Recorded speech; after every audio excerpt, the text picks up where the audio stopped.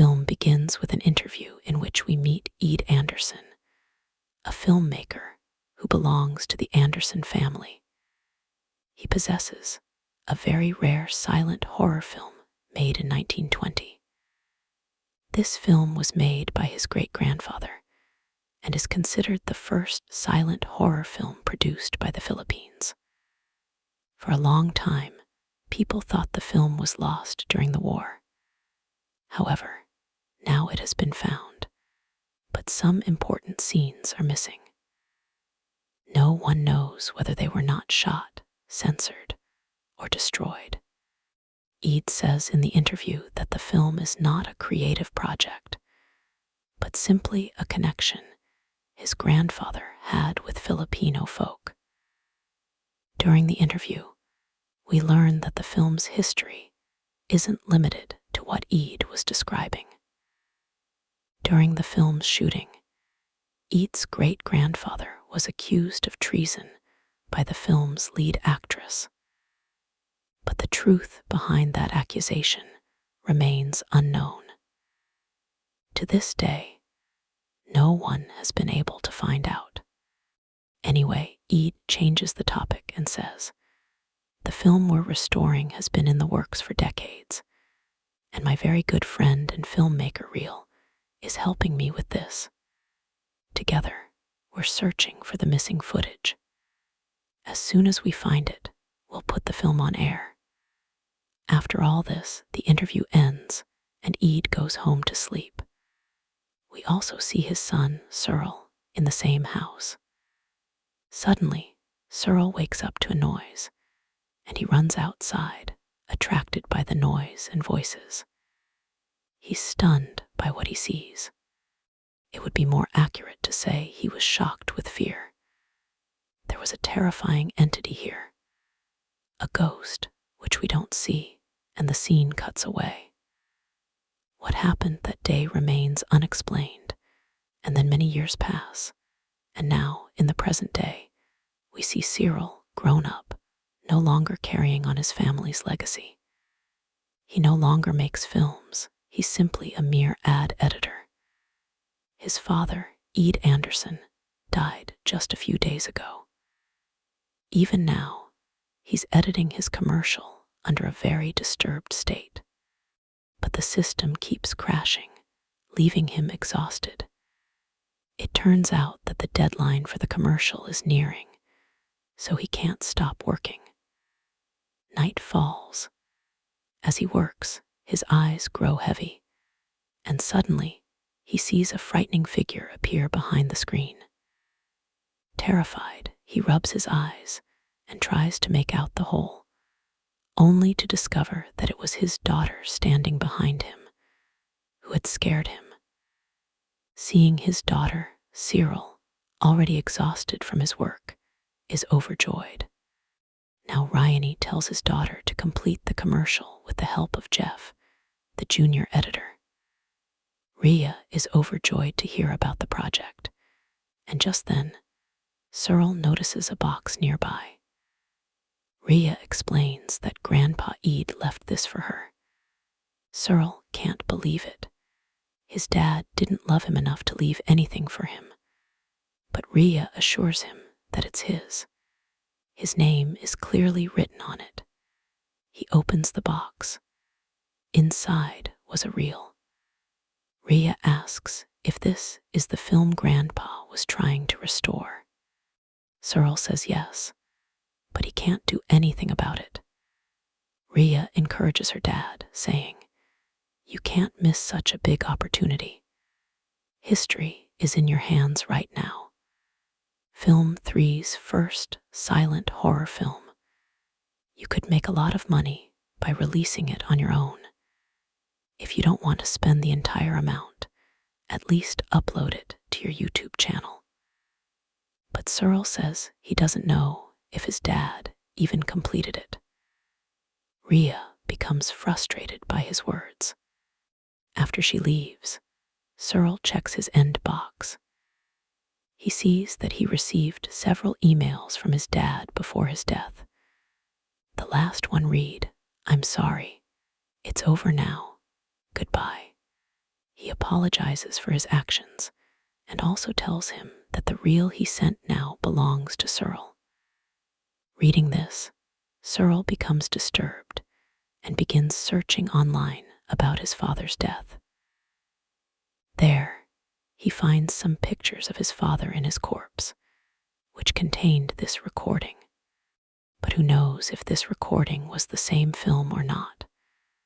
So, he listens to an interview his dad's friend, Reuel, gave after Eat's death. In the interview, he says that Eat's final project was like a myth, a lost silent film from the 1920s. People believe it. They speculate about whether it even exists. But Reuel confirms that the film does exist. They've found most of the reels, but the film remains unfinished even after Ad's departure. After witnessing all this, Cell picks up the rail again and is contemplating something when suddenly he hears terrifying sounds, the same entity on which the movie was based. This time, he can hear its voice and see its shadow. This frightens Cyril, but upon further investigation, he realizes it was Rhea and Jeff standing there.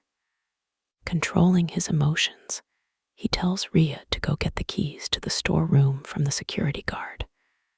Now we'll work on this 3. Hearing this, Rhea's eyes light up. Upon entering the studio, Cyril tells Rhea that all the equipment for the film, from the silent film era to 3, is stored there. Here, they pick up a movie-related old editing machine, which they were going to work on. As soon as they arrive, the lights suddenly flicker, but they don't notice much.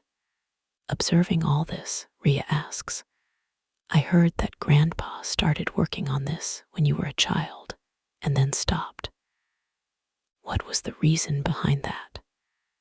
Cyril explains that his mother died at that time. With this, the scenes suddenly go into flashback, and we are shown Cyril's thoughts. He still remembers seeing his mother's severed head in the hands of an entity. Frightened, he regains consciousness once again and tells Rhea, "I can't explain what happened at that time, but maybe after watching this film, you'll understand what happened to my mother." The reel begins, and the title of the film is revealed, The Man and the Girl. This was the name of the same entity found in the film, Benyon Focal. They start watching the film, and Rhea comments on the acting, saying it looks fake. Cyril explains that it's a silent film. The audience has to interpret everything through body language and facial expressions. As the film progresses, the face of the same entity suddenly appears. This face is exactly the same as the one Cyril saw with his mother as a child.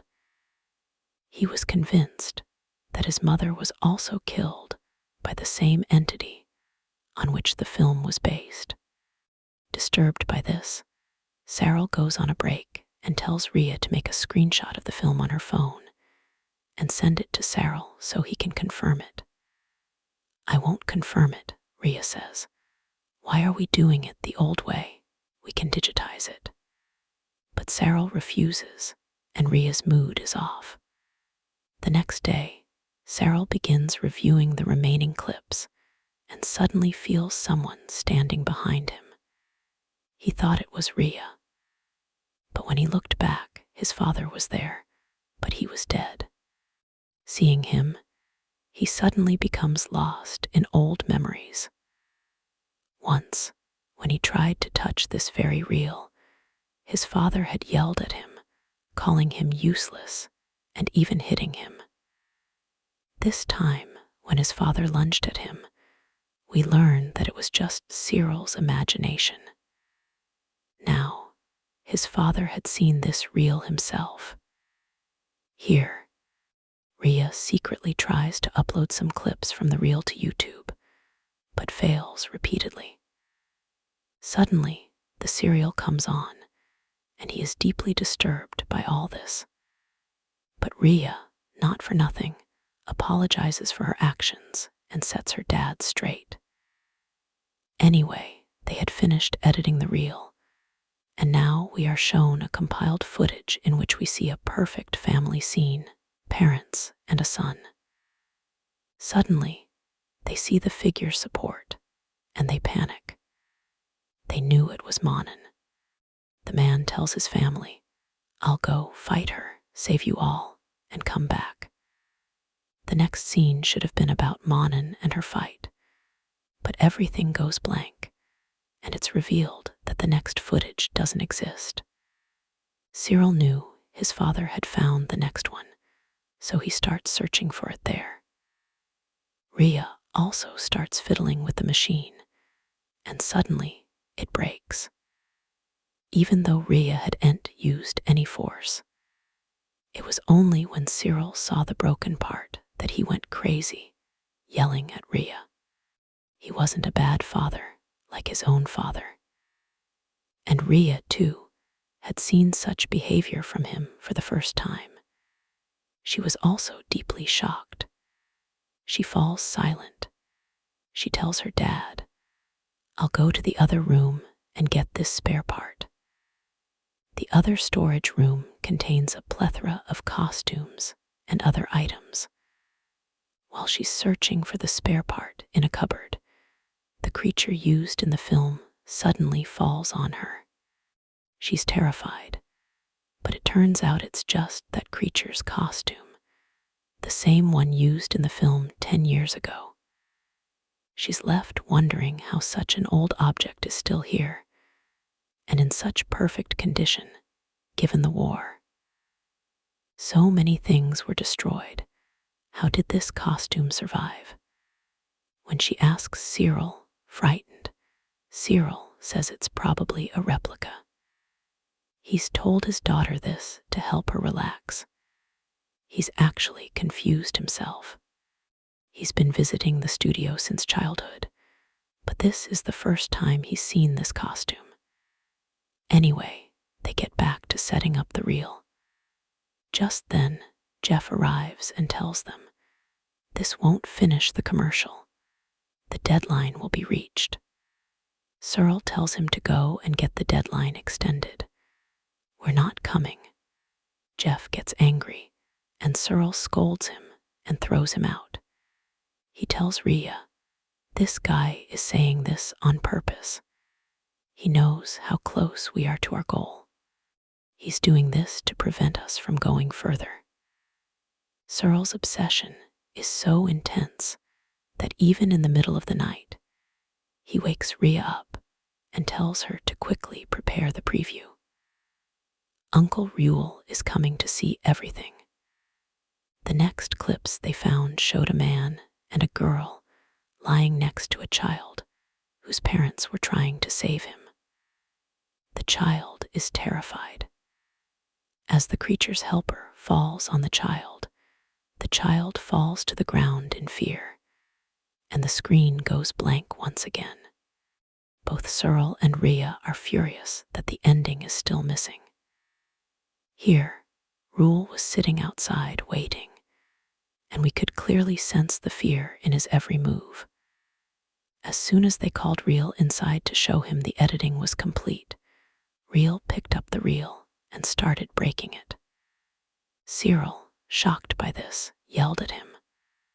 When Uncle didn't stop him, he yelled at him. Uncle, in turn, yelled at him, saying, "I kept telling your dad off, explaining that this movie is wicked. It's cursed. It could kill you. But neither your father nor you listened. First, your mother died because of this film. Then, years later, when he started working on it again, she died. And now you've started doing this." Cyril couldn't believe his words, so Uncle asked him, "Have you seen the Manananggal costume?" He replied, "Yes," and Uncle demanded the costume. When they go to pick up the costume, it's gone. They frantically search for it, and suddenly, panel appears in front of Uncle Rule. Meanwhile, we see Rhea, deeply confused by all this, wondering what exactly was in the movie that was causing all this. When she searches Google, she finds a multitude of unsettling details. Stella, the lead actress, spent most of her time in a mental hospital after filming. There, Rhea finds a recording where Stella accuses her great-grandfather of tarnishing her reputation. She also says that she's encountered some unnatural entities on the set where they were working. She doesn't attribute these phenomena to any entities, not ghosts. She says, "My shame, my anger, and my pain have taken a supernatural form and have become Mangle. Mangle curses this entire family. No one blinded by Anderson's blood will survive. I will kill everyone." Just then, Jeff arrives where Rhea is researching. He tells everyone to continue with their side projects. "Don't do your own work," he says. "I'm taking these reels and taking them away. No one will work until the commercial is over." Although Rhea keeps trying to stop him, he goes into the corridor, and at that moment, Manananggal appears before him. Suddenly, Manananggal appears behind him, hibernating, and the scene cuts away. It's clear that she killed Jeff. Cyril is searching for Rule in the storage room when he suddenly sees her. Manang appears in front of him. He runs to escape her and also decides to save Rhea. As soon as he reaches Rhea, he sees Manang standing right behind her, but the next moment she disappears again. Cyril asks Rhea where the reels are. She tells him that Jeff took them. Cyril's anger escalates and he starts shouting. She apologizes once again, but Cyril shouts, "Please go away," and she leaves, leaving Cyril exhausted. Rhea calls her mother today and tells her that Cyril is behaving very strangely. Although she and her mother knew that Cyril never behaved like this. He was a very quiet person. But then she wonders why he was acting like this. Her mother says, "Wait, I'll come and see for myself." Cyril had started drinking in the bathroom, and suddenly she sees Uncle Manang, who is now only half his body. He could see the upper half of the body. This time, Seal wasn't afraid, but instead followed. She took him to the screening room, where she saw a reel with the ending written on it. Manananggal told him to set it. Turning on the reel, he saw a boy holding his mother's corpse in front of him. Although Manananggal had killed him, his father was blaming his son for his mother's death, saying, "Your mother died trying to save you, and I too couldn't save her." This scene reminds Seal of his childhood. He remembers a time when his mother, very angry with him and about to leave, had come to him. He said, "Look, your mother is leaving you. Don't be afraid. Go to sleep. I will do something so that your mother will always be with us." He didn't want to think or see anything beyond this. So she snapped out of her thoughts, and the scene returned to the present. We saw Mangle standing right over Cyril's head. The terrifying entity placed a hand on Mangle's head, saying, "Either complete this, or I'll kill you." Cyril fearfully replied, "Wait, I can finish it." Meanwhile, we are shown Rhea, who was trying to leave the building. She was terrified to see Jeff and the security guards' dead bodies, when suddenly, someone placed a hand on her shoulder. She turned back and saw Mangle, and she screamed, and the screen went black. What happened next is unclear. A short while later, we see Ria's mother also visiting the same post office. The house where they lived was originally known as the post office. They arrive there and start searching for Ria, only to find her bag lying on the ground. She starts walking towards the studio, and suddenly, man and